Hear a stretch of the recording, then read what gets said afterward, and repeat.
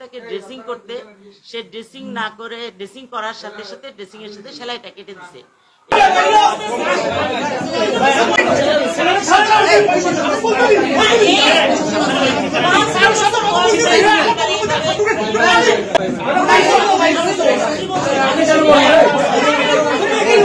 ভাইয়া আপনি কেন কি হন? তাকে ড্রেসিং করতে, সে ড্রেসিং না করে ড্রেসিং করার সাথে সাথে ড্রেসিং এর সাথে সেলাইটা কেটে দিছে। এটা হয়তো তার ভুলবশত হয়েছে। এই বাবু আপনি পরে যান। হ্যাঁ, সে হয়তো ভুলবশত। আমি কিন্তু বলি নাই তাকে সেলাই কাটতে। আমি বলেছি বৃহস্পতিবারে আইসা আমার চেম্বারে সেলাই কাটবে। শুধু ড্রেসিং করে রোগী চলে যাবে। উনি সেলাই কেটে দিছিল।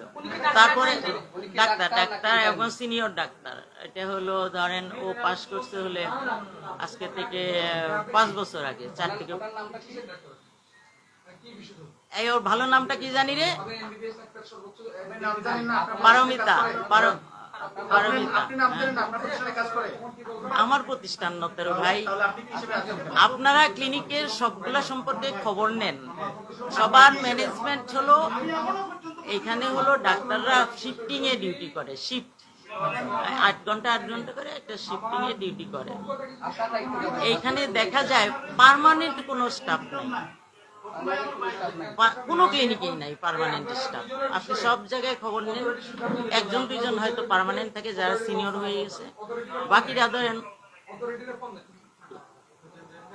এই যে এরকম রোস্টার ওয়াইজ বাই রোটেশন করে, ডিউটি করে। অনেক সময় দেখা যায় যে একজন আসতে পারলাম না, আরেকজনের পাঠায় দেয়। আমি তো এখানে কিছু না। আমার তো এটা আমার চেম্বার, আমার পার্সোনাল। হ্যাঁ, ও আচ্ছা। আপনি কি হিসাবে না আপনি বলছেন ওখানে কি হিসাবে? দেখেন, সব স্পেশালিস্ট যারা সবাই সব ক্লিনিকে অপারেশন করে।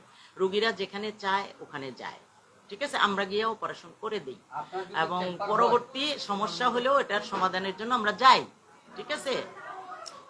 এখন হলো এই মেডিকেল কর্তৃপক্ষ আছে আজকে কিসের এই যে ভুল চিকিৎসা হলো রোগীদেরকে বোঝানো, এই সেই বিষয় আপনি তো এখানে আপনার চেম্বার হিসেবে আপনি এই দায়িত্বটা কেমনে নিলেন? চেম্বার এটা বুঝলাম না আমি কিছু। আপনি তো এখানে কি করেন? আমি আইএম এ স্পেশালিস্ট। আমি কাজ করি আমার নিজের ইয়েতেই কাজ করি। আমি কোনো প্রতিষ্ঠানে চাকরি করি না। আমি কোনো প্রতিষ্ঠানে, কারণ আমি রিটায়ারমেন্টে গেছি। আপনাকে মানবে? আপনি যে সিদ্ধান্ত দিয়েছেন সেটা কি ওরা মানবে?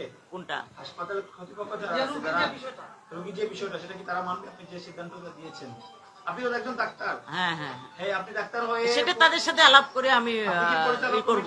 না, আমি এই হসপিটালের পরিচালক না ভাই।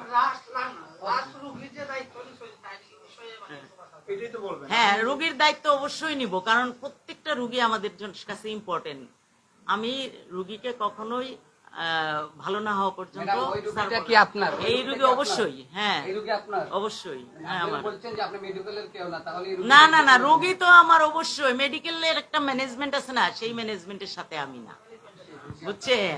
এইটা সব ক্লিনিকে এইটা, বুঝতে পারছেন? আসলে একটু ভিতরে ঢুকতে হবে আপনাদের।